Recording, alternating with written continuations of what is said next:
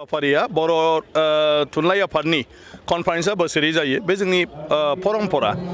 मोनसे बर' थुनलाइ आफाद जोनोम जानायनिफ्रायनो प्रत्येक बोसोराव जों कनफारेन्स खुंनानै बर' साहित्य सभाया मावनो लानाय खामानिफोरनि सायाव मोनसे पर्यालोचना जायो बेनि उनाव फैनाय समाव बर' भाषा साहित्यनि थाखाय बा बर' राव थुनलाइनि थाखाय मा खामानि मावनो गोनां बेफोरनि सायाव सावरायनानै गोदान थांखि लानाय जायो आरो बर' साहित्य सभायानो बर' जातिनि बयनिख्रुइ देरसिन गागि आफाद आरो जि आफादनि सिङाव बर' फरायसा आफादनिफ्राय जुरिनानै गासै बर' जातिनि आफादफ्राबो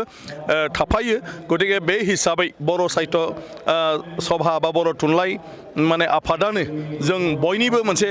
हारिनि थाखाय मोनसे सिनस्रि बिनि सायावनो जों बयबो सोनारो आरो बेखौ खैराबारियाव देग्लाय जेरैबायदि बांलादेश बा नेपाल बिनि एमपिबो फैदों बांलादेशनि प्रतिनिधिबो फैदों त्रिपुरानि फैदों वेस्ट बेंगलनि फैदों गासैखौबो लानानै जेरैबायदि मोनसे सावरायनो हादों मोनसे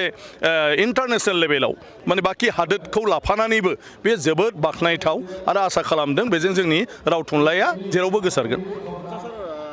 सार आरो सीएम सारा जे बुंदों गोरोबथानि बाथ्रा बा बर' गोरोबथानि बाथ्रा नङा बियो मोजां खौराङानो जे दिनैहाय भारत सरकारनिफ्राय आरो आसाम सरकारनिफ्राय बर' जेंनाखौ फोजोबनायनि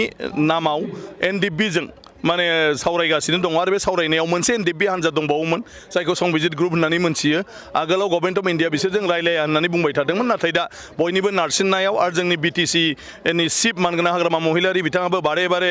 बुंबाय थानायाव गभर्नमेन्टआ दा माने बेखौ बेबस्था लाबाय आरो बेबस्था लानानै अलरेडि बिथांमोनखौबो लाबोनानै सासपेनसन अफ अपारेशन एग्रिमेन्ट जाबाय आरो दा मोजां जुदि आबहावा जायो बिथांमोननि गासिबो बायहेरायाव थानाय बिदाय आरो बिबाथा बिथांमोनाबो फैनानै बे सावरायनायाव बाहागो लासिगोन आरो बे सावरायनाया जुदि मोजाङै मोजां जायोब्ला गभर्नमेन्ट आरो बिसोरनि गेजेराव जुदि मोनसे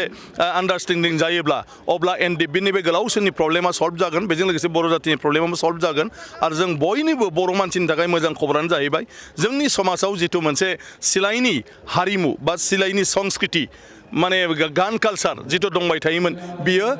गैया जागोन बेखौ जों फोजोबना लानो हागोन बिनि उनाव जों बयबो उदाङै डेम'क्रेटिक भाबै सानलाय हलाय माखासे हाबाफारि लानानै हारि जौगानो थाखाय जोङो खामानि मावलांनो हागोन माया ना बेखौ सावरायग्रा बिथांमोनासो मोनथिगोन बेफोर गासैबो बाथ्रायानो हाबनानै दं सावरायनायाव गासिबो बारायनायबो दं खमायनायबो दं पावार गोहो बारायनायनिबो दं गतिके गोबां बाथ्राफोर दङ थारैनो जेब्ला नांगौ जायो आं सानो सरकार आरो एनडिएफबिआ माने बर' माने माखासे आफादफोर आरो गासै बर'नि सानसुमैफोरजों निस्सय खेबसे रायलायलायगोन जोबथारनायाव गतिके प्रथम बिसोरखौ आवगायनो हो बिनि उनाव जों बयबो निस्सय माने बिनि सायाव मा होनो मोनथिनो आरो बिनि सायाव सुबुरुन होनो खाबु मोनगोन बिटिसि इलेक्शनजों बे खुनु सम्पर्क गैया इलेक्शना इलेक्शन जागोन अलरेडि बिटिसि इलेक्शना खुंनो थाखाय सम फैबाय आरो बे जाहैबाय इलेक्शन कमिशननि दारै रायजोफोरनि भटजों दाजानाय मोनसे सरकार गतिके बियो नियम मानिनो थांगोन दा आरो गोदानै बेखौ एक्सटेनसन खालामजाया सरकारखौबो गतिके बे जागोन आरो जोंनि जिथु गोदान गोरोबथा बे गोरोबथाया हयथ' इलेक्शनजों सोमोन्दो थानाय खुनु साबजेक्ट थायाबो जानो हागौ माने बे गोरोबथाजों जोंनि इलेक्शन फाथिनायाव खुनु उसुबिदा गैयाबो जानो हागौ